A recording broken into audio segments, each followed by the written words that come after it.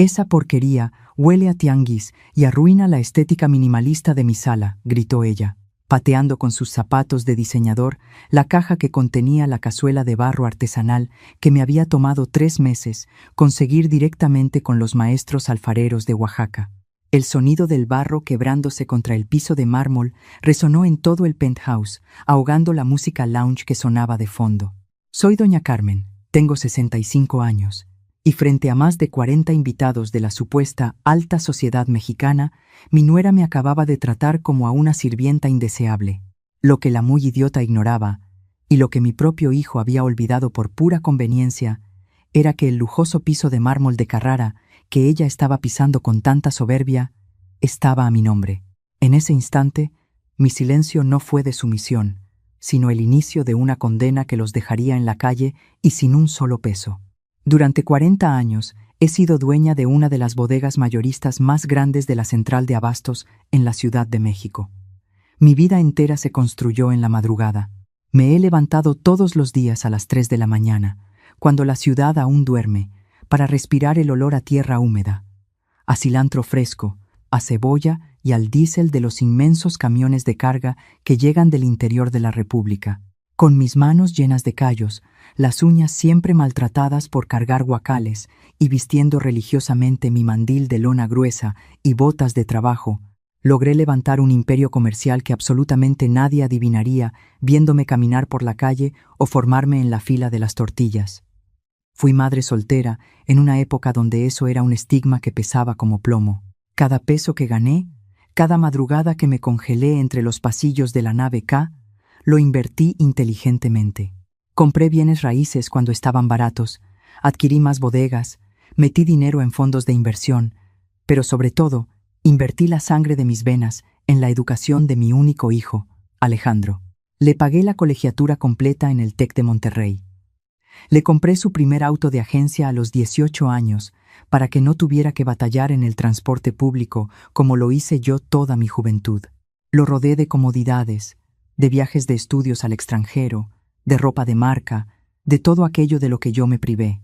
Sin embargo, en algún punto del camino, entre los pasillos impecables de su universidad privada, los fines de semana en Valle de Bravo y las fiestas en antros exclusivos de Polanco, mi hijo comenzó a sentir vergüenza de mí. Su acento cambió, adoptando esa papa en la boca típica de los niños bien. Empezó a usar trajes a la medida que costaban lo que uno de mis diableros gana en un año entero rompiéndose la espalda. Y la estocada final llegó cuando terminó casándose con Paola. Paola es el tipo de mujer que vive para el Instagram. Está obsesionada con aparentar un estilo de vida europeo, con la etiqueta de White Texican, con los retiros espirituales en Tulum que cuestan miles de dólares y con todo lo que brille y tenga un logotipo francés o italiano impreso. Para ella, cualquier cosa que huela a cultura popular mexicana, a esfuerzo físico o a trabajo honesto es, en sus propias palabras, sinónimo de naco. Desde el día que Alejandro me la presentó en un restaurante carísimo, donde un plato de lechuga costaba 800 pesos, tuve que soportar sus microagresiones envueltas en sonrisas falsas. Soporté cómo bajaba y abría todas las ventanas cuando yo llegaba a visitarlos en mi camioneta de trabajo porque olía a verdura. Soporté cómo me pedía, bajando la voz como si me hiciera un favor, que usara el baño de servicio cuando iba a su casa para no desacomodar las toallas de algodón egipcio bordadas a mano que tenía para las visitas. Yo aguantaba todo en absoluto silencio. Me tragaba el orgullo, la rabia y las lágrimas por el amor ciego y estúpido que le tenía a mi hijo, justificando siempre su debilidad y su falta de carácter al quedarse mudo, viéndome suplicar cariño en una casa donde solo era una intrusa tolerada. El detonante que hizo estallar esta burbuja de humillaciones ocurrió hace unas semanas, en la fiesta de inauguración de su nuevo penthouse en Santa Fe. El evento era una exhibición obscena de un estatus que no les correspondía. Todo en ese departamento era exagerado, frío y estéril. Paredes blancas, muebles grises de diseñador que parecían incómodos a propósito, enormes ventanales con vista a los rascacielos y un olor persistente a un difusor de esencias que olía a madera de sándalo y pretensión. Había meseros de guante blanco circulando con charolas de plata, sirviendo copas de champaña francesa y canapés de salmón ahumado con alcaparras que nadie se atrevía a masticar de verdad para no arruinarse el labial o el perfil para las fotos. Yo llegué puntual, vistiendo mi mejor vestido de domingo. Un corte sencillo, sobrio, color azul marino, con mis zapatos negros bien lustrados y mi trenza de toda la vida recogida en un moño pulcro. Me senté en una de las esquinas de la inmensa sala, sosteniendo mi vaso de agua mineral, observando cómo Alejandro se pavoneaba frente a sus amigos con un vaso de whisky en la mano. Fingía ser un gran tiburón de las finanzas, un empresario de alcurnia, cuando yo sabía perfectamente que en realidad era solo un gerente de nivel medio en un corporativo bancario al que su sueldo apenas le daba para pagar la gasolina premium de la camioneta alemana que manejaba. La tensión en mi pecho iba en aumento con cada risa fingida, con cada anécdota exagerada sobre viajes a Aspen para esquiar que escuchaba a mi alrededor. Entonces, llegó el momento de abrir los regalos. Las amigas de Paola, todas rubias de salón, delgadas como palillos y con la nariz operada, comenzaron a entregarle cajas envueltas en papeles metálicos deslumbrantes.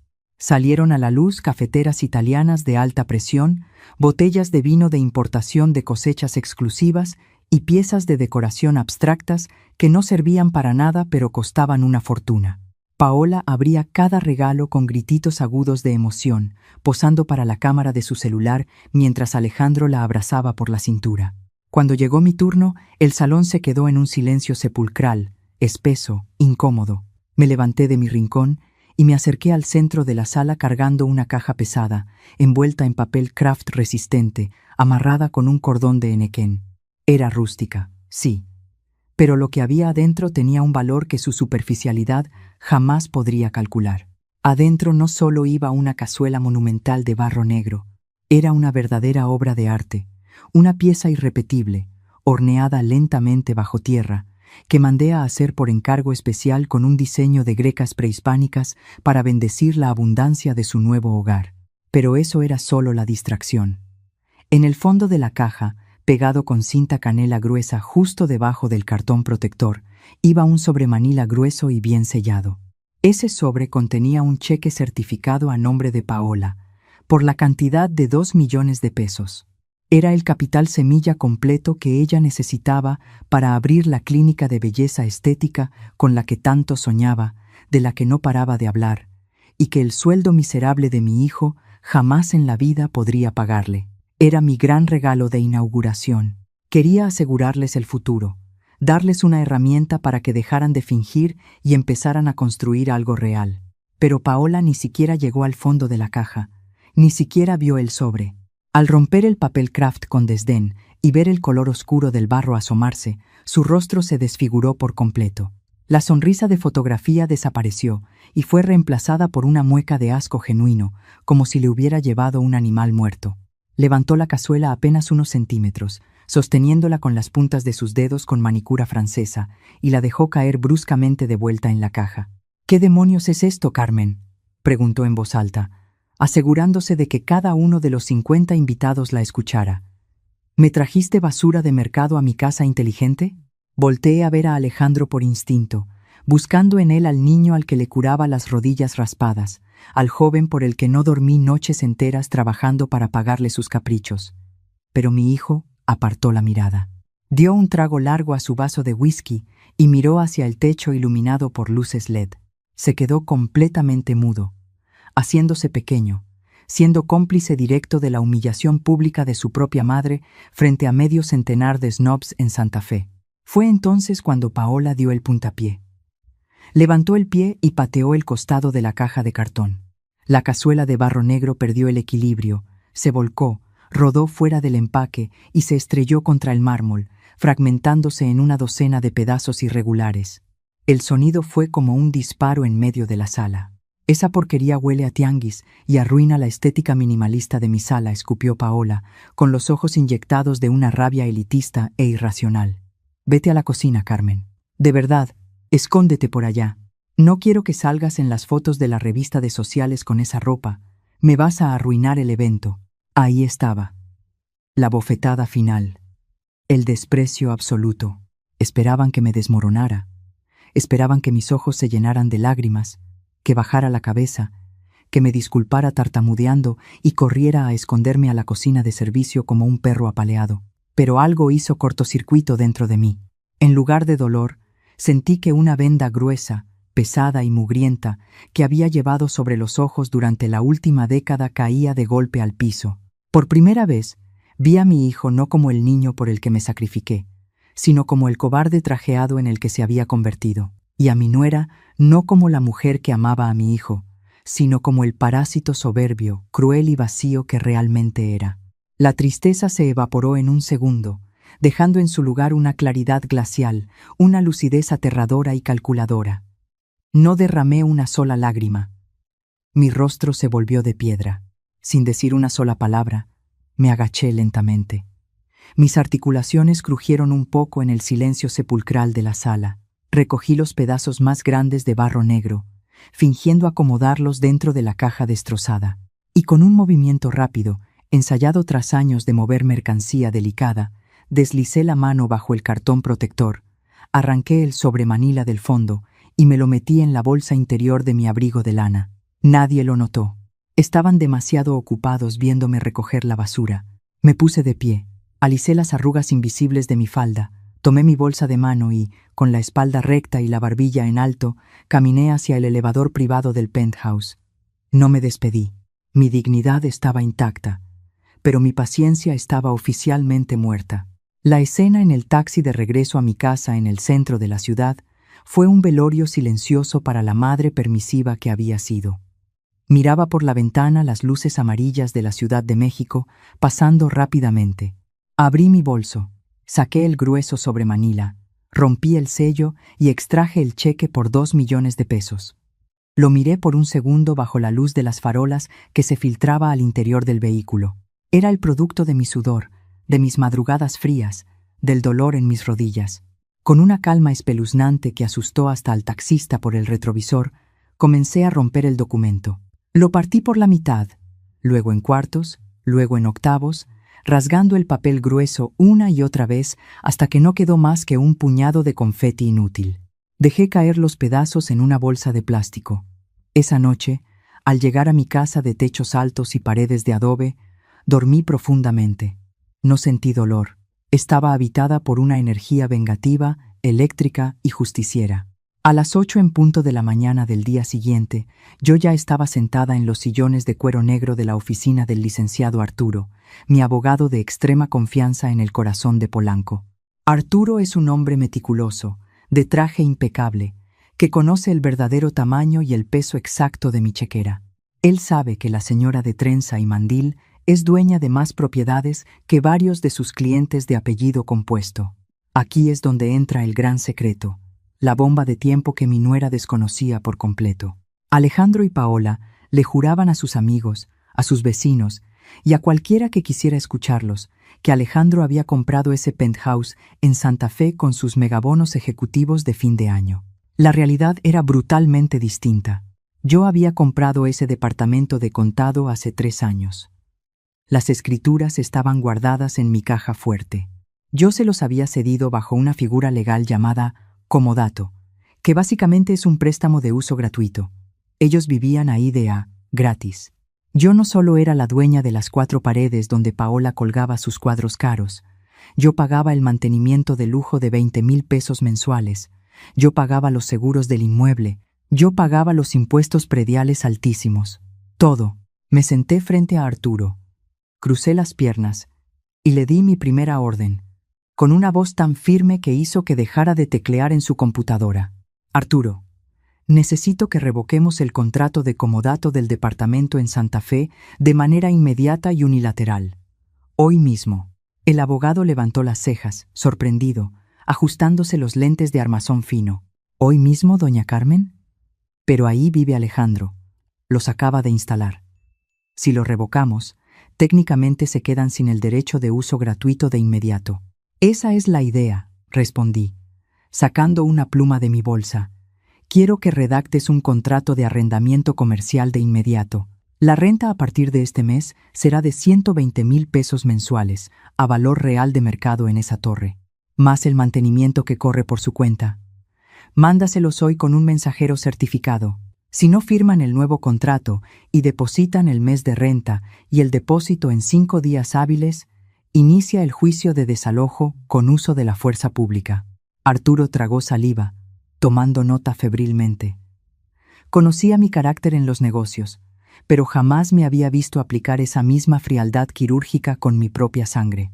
Pero doña Carmen, conociendo los ingresos reales de Alejandro, es imposible que cubran esa renta. No van a aguantar ni el primer mes. Hay más, lo interrumpí, abriendo mi monedero. Saqué 3 tarjetas de crédito color platino, brillantes, pesadas.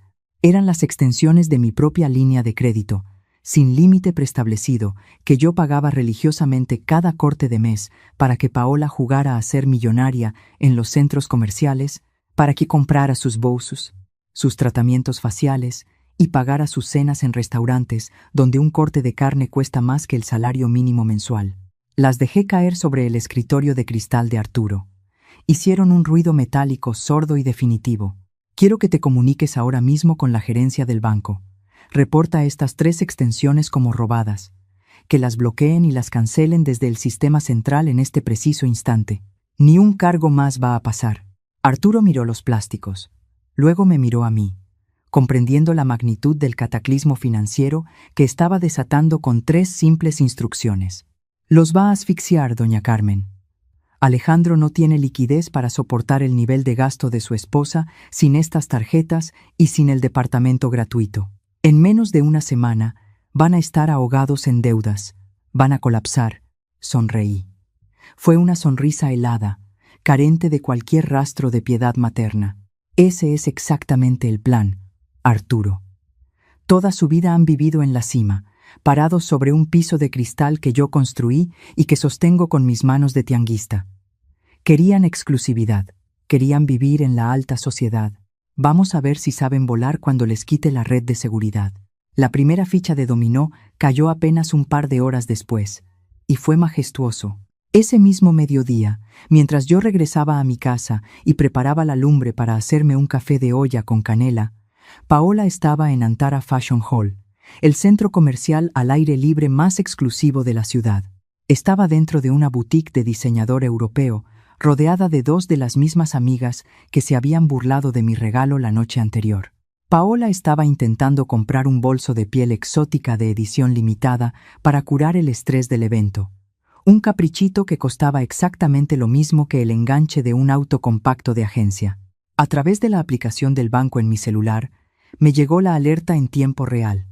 Pude imaginar la escena con un lujo de detalles exquisito. Paola, en el mostrador de mármol de la tienda, sonriendo con altivez, platicando con sus amigas mientras le tendía la tarjeta platino a la cajera, fingiendo que no le importaba el precio ridículo. Luego, el sonido, el maldito y glorioso pitido molesto de la terminal electrónica. Bip, bip, bip. La alerta en mi pantalla brilló. Transacción declinada. Tarjeta bloqueada por reporte de robo. Imaginé la mirada de confusión de Paola.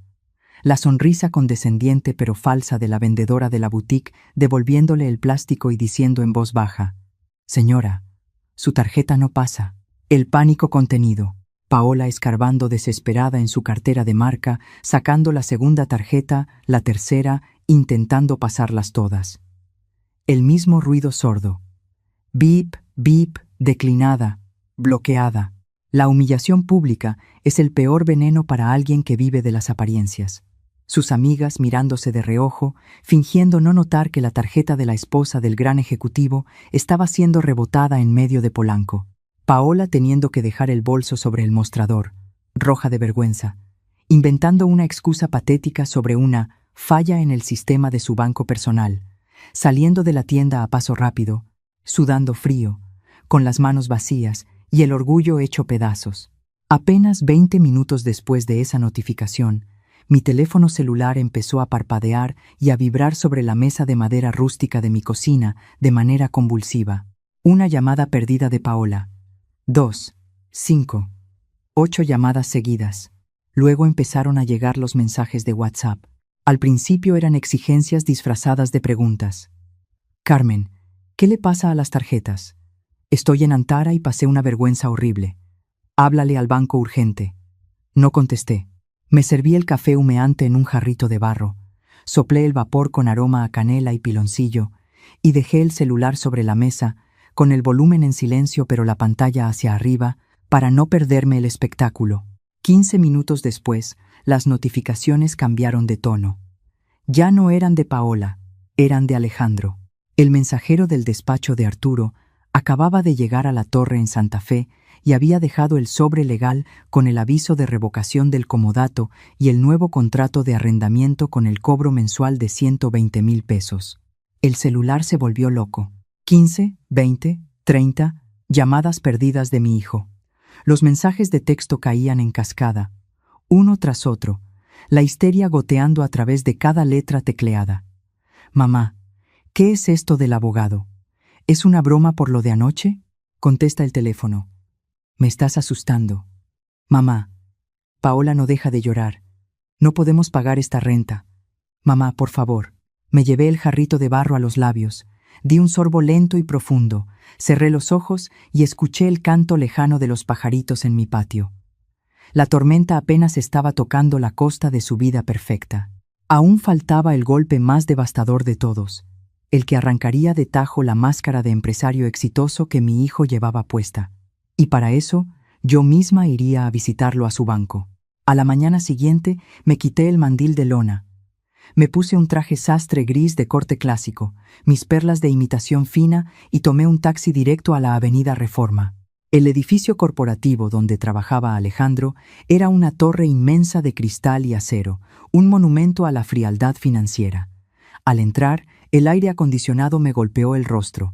Había ejecutivos caminando deprisa, hablando por auriculares inalámbricos, todos oliendo a lociones caras y a ambición desmedida. No pasé por los cubículos del área comercial donde estaba mi hijo. Fui directamente a los elevadores ejecutivos y presioné el botón del último piso, reservado para la dirección regional. La asistente del director, al escuchar mi nombre, se puso de pie de un salto y me hizo pasar sin siquiera preguntar si tenía cita. El director regional, un hombre canoso de traje impecable, me recibió con una sonrisa nerviosa y un apretón de manos sudoroso. Él, mejor que nadie en esa torre, conocía el peso de mis cuentas. Sabía que los fondos de inversión de mi comercializadora en la central de abastos manejaban cifras de 9 ceros. Doña Carmen, qué honor tenerla por aquí. ¿Desea un café, un vaso de agua?, preguntó, desviviéndose en atenciones. Nada, licenciado. Vengo a hacer un trámite rápido y definitivo, respondí, sentándome con la espalda recta. Traigo las firmas notariales para autorizar el traslado total de mis fondos de inversión, fideicomisos y cuentas de nómina a su banco competidor. Iniciaremos la transferencia hoy mismo. El color abandonó el rostro del director. Trató de negociar.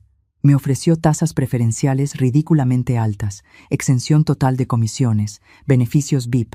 Lo escuché en silencio hasta que terminó de balbucear. No es un problema de rendimiento, licenciado. Es un asunto de reestructuración familiar. Y antes de que el dinero salga de su institución, tengo una exigencia innegociable. Quiero que Alejandro, mi hijo, sea removido permanentemente y con efecto inmediato de cualquier acceso, visibilidad o gestión de mis perfiles financieros. A partir de este segundo, él no maneja ni un solo peso de mi capital. El director tragó saliva, comprendiendo la magnitud del golpe. Al quitar a Alejandro de mis cuentas, estaba eliminando de un plumazo los masivos bonos de productividad trimestrales que él cobraba. Mi hijo era considerado un ejecutivo estrella en su piso únicamente porque mi dinero inflaba artificialmente su cartera de clientes. Queda hecho en este instante, doña Carmen, dijo el director, tecleando rápidamente en su computadora, cancelando los privilegios de sistema de mi propio hijo frente a mis ojos. Salí de la oficina y tomé el elevador de regreso al lobby. Al abrirse las puertas de metal, ahí estaba él. Alejandro me había estado esperando. Estaba sudando a mares. El nudo de su corbata de seda italiana estaba chueco. Tenía los ojos desorbitados y el pánico era evidente en cada músculo de su rostro.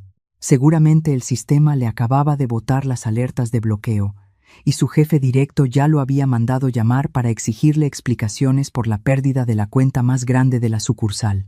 «¡Mamá!», exclamó, acercándose a mí casi corriendo, bajando la voz para que los guardias de seguridad no lo escucharan. «Mamá, por el amor de Dios, ¿qué acabas de hacer arriba?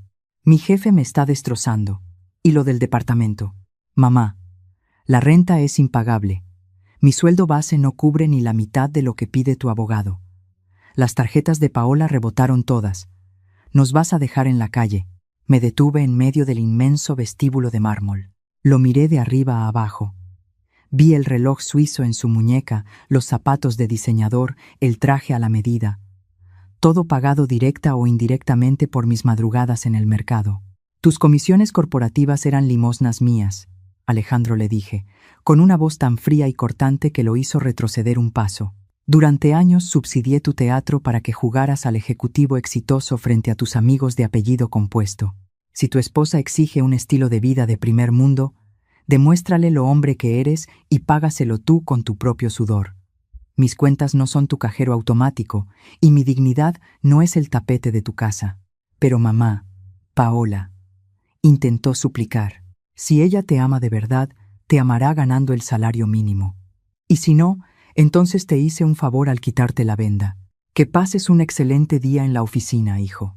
Me di la vuelta y salí por las puertas giratorias de cristal, dejándolo plantado en el lobby, completamente destruido, viendo cómo su realidad de papel maché se desintegraba en el aire contaminado de la ciudad.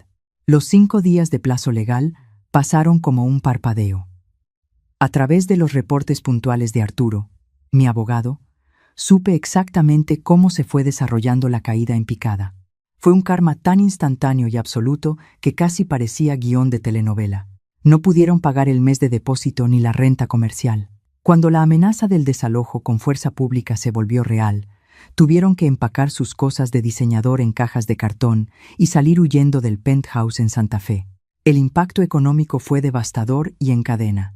Sin las extensiones de mis tarjetas para cubrir los huecos, no pudieron pagar las mensualidades de las 2 camionetas alemanas del año. Tuvieron que malbaratarlas en un lote de autos usados para liquidar deudas de emergencia y terminaron comprando un cochecito compacto de hace 10 años que hacía ruidos extraños al arrancar. Terminaron rentando un departamento minúsculo, de 2 recámaras, en una colonia popular de Iztacalco. Atrás quedaron las vistas panorámicas y el silencio sepulcral. Ahora, la banda sonora de sus vidas era el claxon del camión del gas, el silbato del camotero y la música grupera del vecino a todo volumen los domingos. Ya no había elevador privado ni guardias de seguridad. Tenían que pelearse a gritos por el lugar de estacionamiento en la calle. El impacto social sobre Paola fue lo que terminó de romperle el ego. Sus amigas, esas mujeres delgadísimas que habían tomado champaña en su fiesta y se habían burlado de mi cazuela de barro, desaparecieron por arte de magia. Cuando Paola ya no pudo pagar las cuentas de miles de pesos en los restaurantes de Polanco, cuando dejó de subir fotos en el balcón de Santa Fe y tuvo que confesar que se habían mudado temporalmente al oriente de la ciudad, sus teléfonos dejaron de sonar. Sus historias de Instagram se quedaron vacías. El estatus que habían comprado con mi dinero resultó ser una ilusión rentada, y en el momento en que se cortó el flujo de efectivo, el público abandonó el teatro. Paola tuvo que despedir a la muchacha de limpieza. Se vio obligada a aprender a cocinar porque ya no había presupuesto para pedir comida a domicilio todos los días. Se quemó las manos con aceite barato intentando freír milanesas, arruinándose para siempre su manicura perfecta de salón. Alejandro, por su parte, tuvo que empezar a usar el metro y el metrobús en horas pico, porque la quincena no le daba para llenar el tanque de gasolina del coche usado. Sus trajes finos comenzaron a oler a garnachas y a sudor ajeno. Yo observé todo este vía crucis desde la distancia, sin mover un solo dedo, sin contestar llamadas, sin enviar mensajes. Lejos de sentirme culpable, experimenté un renacimiento absoluto. Había recuperado la juventud que había gastado en preocuparme por complacer a unos malagradecidos. Empecé a usar los jugosos rendimientos de mis bodegas y de la renta del penthouse, que alquilé a un diplomático extranjero para algo verdaderamente útil. Abrí un inmenso comedor comunitario justo en la central de abastos. Contraté cocineras y empecé a servir comidas completas, calientes y nutritivas a 10 pesos para los cargadores, los diableros y las mujeres que limpiaban los pasillos. Invertí mi dinero en gente que de verdad valoraba el plato de comida humeante que se les ponía enfrente, gente que me daba las gracias mirándome a los ojos. La vida siguió su curso implacable, hasta que el clímax de esta dolorosa lección nos alcanzó varios meses después, en medio de la noche. Eran las 3 de la mañana de un martes, cuando mi celular, que ahora descansaba en el buró junto a mi cama, empezó a vibrar furiosamente.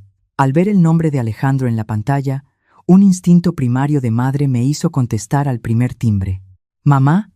La voz de mi hijo no era la del banquero arrogante ni la del cobarde del lobby. Era la voz de un niño aterrorizado, llorando histéricamente, ahogándose en sus propios sollozos. «Mamá, por favor, es Paola. Se está muriendo». El corazón me dio un vuelco. Me senté de golpe en la cama, encendiendo la lámpara. «Tranquilízate y háblame claro. ¿Dónde están?» Tuvo una apendicitis. Se le reventó en la casa. Empezó a vomitar sangre. Tenía fiebre altísima. Como ya no tenemos el seguro de gastos médicos mayores VIP, no me la quisieron recibir en el Hospital Ángeles. La traje de urgencia a una clínica del IMSS. La acaban de operar de emergencia. Tuvo peritonitis. «Mamá, tengo mucho miedo. Estoy completamente solo. Por favor, ven». El tono de su voz me partió el alma. La lección financiera era una cosa, pero la vida humana era otra. Me vestí en 5 minutos, me puse un chal grueso para el frío de la madrugada y tomé un taxi hacia el hospital público que me indicó. El contraste visual al llegar fue brutal. Acostumbrada a ver a Paola posando en clínicas privadas que parecían hoteles de 5 estrellas, entrar a ese hospital del Seguro Social en la madrugada era descender a la realidad cruda de millones de mexicanos. Los pasillos estaban abarrotados. Había familias enteras durmiendo en sillas de plástico duro o tiradas sobre cartones en el piso, esperando noticias de sus enfermos. El aire olía intensamente a cloro industrial, a medicina y a sudor acumulado. Las luces fluorescentes del techo parpadeaban, dándole al lugar un aspecto lúgubre. Navegué por los pasillos hasta llegar al pabellón de recuperación general. Era una sala inmensa y comunitaria, separada apenas por cortinas de tela descolorida. Ahí, en la cama número 12, encontré a mi nuera. Me detuve a los pies de la cama. Paola estaba irreconocible. Llevaba puesta una bata de hospital verde agua, gastada por cientos de lavadas. Su piel estaba pálida, translúcida, y las ojeras hundían sus ojos desprovistos de cualquier rastro de maquillaje. Tenía una sonda conectada a la nariz y el suero goteando en su brazo amoratado por los piquetes de aguja. A un lado de la cama, acurrucado en el piso de linóleo frío, usando su saco de oficina como almohada, estaba mi hijo Alejandro, profundamente dormido por el agotamiento extremo. Paola abrió los ojos pesadamente. Al verme de pie frente a ella, sus pupilas se dilataron. Esperaba un regaño, un reproche, el clásico «te lo dije» de una suegra vengativa, pero se equivocaba. Las lágrimas comenzaron a brotar de sus ojos. No era el llanto agudo y manipulador del berrinche que hizo por la cazuela. Era un llanto visceral, mudo, ahogado por el dolor físico y emocional. Era el llanto de alguien a quien el mundo real acababa de masticar y escupir, rompiéndole todos y cada uno de los huesos de su enorme ego. Me acerqué lentamente al costado de la cama. Paola levantó una mano temblorosa, buscando ciegamente el contacto humano. Yo tomé su mano. Se aferró a mis dedos con una fuerza sorprendente para alguien recién operada. Acarició mis manos callosas, las mismas manos que hace meses le daban asco, y se la llevó al rostro, mojándolas con sus lágrimas calientes. «Doña Carmen», balbuceó, con la voz ronca y seca por la intubación. «Perdóneme. Por favor, perdóneme». Me senté en la orilla de la cama de metal, manteniendo el silencio, dejando que expulsara todo el veneno que la había intoxicado por años. Pensé que me iba a morir. Sollozó, apretando mi mano, cuando el dolor me dobló en ese departamento frío. Cuando llegué a este hospital y vi a tanta gente sufriendo. Cuando me di cuenta de que no tenía dinero para pagar una cama privada, le llamé a mis amigas. A las 3 de la mañana. Nadie contestó. Nadie vino. Estaba sola. Me di cuenta de que todo lo que tenía, todo lo que yo creía que valía la pena, era plástico y mentira. Fui una estúpida. Fui mala con usted. La humillé frente a gente que no vale nada. Mi cazuela. Discúlpeme por lo de la cazuela. El dolor en su voz era genuino. El golpe de realidad había sido tan brutal que le arrancó de tajo toda la frivolidad. Yo no soy un monstruo. Mi corazón de madre y de mujer se ablandó al verla tan vulnerable, tan cerca del abismo. Le froté la frente húmeda de sudor para calmarla. Abrí la bolsa grande de lona que llevaba conmigo. Había empacado algo antes de salir de casa. Saqué un suéter de lana gruesa, tejido a mano por mí misma en esas tardes de domingo donde la soledad apretaba. Era humilde, sin etiquetas de París, pero calientito e inmensamente suave. Con mucho cuidado para no lastimar su herida, se lo puse sobre los hombros, cubriendo la bata delgada de hospital para quitarle el frío sepulcral del pabellón. Paola se aferró a la lana del suéter y cerró los ojos, respirando profundamente, como si ese trozo de tela fuera el primer abrazo verdadero que recibía en mucho tiempo. La miré a los ojos y le hablé con una voz suave, pero con la firmeza inquebrantable de la matriarca que había recuperado su trono. El perdón ya lo tienes, Paola. La familia está para sanar, y me alegra ver que la venda se te ha caído por fin. Hice una pausa, asegurándome de que cada palabra se grabara a fuego en su memoria. Pero entiende esto. El hambre quita lo fresa. Las reglas del juego financiero que impuse no van a cambiar jamás. A partir de hoy, van a construir su vida desde los cimientos, peso a peso, con el dinero que ustedes mismos generen con el sudor de su frente. No habrá más rescates mágicos. No habrá tarjetas de crédito sin límite, ni cheques secretos en sobres Manila, ni departamentos regalados en Santa Fe. Si quieren lujo, si quieren salir de Iztacalco, lo van a tener que sudar. Paola asintió débilmente, frotando su mejilla contra la lana del suéter. Lo entiendo, susurró. Lo entiendo perfectamente. Gracias por no dejarnos solos hoy. Alejandro se despertó en ese momento, desorientado. Al verme sentada junto a su esposa, cubriéndola con mi tejido, rompió a llorar y me abrazó por la cintura, pidiendo perdón una y otra vez, prometiendo que iba a cambiar, que iba a trabajar el doble, que iba a ser el hombre que yo le enseñé a ser. Me quedé con ellos hasta que amaneció. Pagué los medicamentos que el hospital no tenía en el inventario, hablé con los médicos, les aseguré un plato de comida en la cafetería. Fui la madre que siempre debí ser, presente, amorosa, pero exigiendo un respeto absoluto. Antes de irme, cuando los primeros rayos del sol se colaban por las ventanas sucias del IMSS, les revelé un último detalle.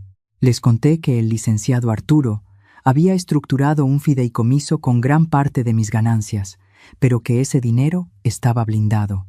Era intocable para ellos. Estaba destinado única y exclusivamente para pagar la educación médica y escolar de mis futuros nietos. Estaba bloqueado legalmente para que Alejandro y Paola no pudieran sacar ni un solo centavo para pagar sus propias deudas o caprichos. El futuro de su linaje estaba asegurado, pero su propio presente dependía exclusivamente de sus propias manos. Alejandro sonrió, aceptando su destino con una humildad que nunca le había visto. Salí del hospital cuando la ciudad ya estaba completamente despierta. Tomé un taxi directo a la central de abastos. Llegué a mi bodega. El ruido ensordecedor de los diablitos sobre el asfalto, los gritos de los marchantes ofreciendo la fruta, el olor a tierra mojada, todo me dio una bienvenida gloriosa. Me quité el chal. Tomé mi viejo mandil de lona gruesa que colgaba de un clavo oxidado y me lo amarré a la cintura. El aire frío de la mañana me golpeó los pulmones, llenándome de una sensación de libertad y poder incalculables. Comprendí entonces la lección más grande de mi vida. El peor daño que le puedes hacer a un hijo es pavimentarle la vida con billetes, evitando que sus zapatos se ensucien de lodo, porque terminas convirtiéndolo en un inútil emocional que cree que el mundo le debe pleitesía. A veces, el acto de amor más profundo, más doloroso y más valiente que una madre puede hacer, no es sostenerlos para siempre, sino tener el coraje de soltar la red, dejar que caigan contra el concreto duro de la realidad y obligarlos a levantarse usando sus propias piernas. Acomodé un guacal de jitomates con fuerza, sonreí ante el bullicio de mi mercado y me puse a trabajar.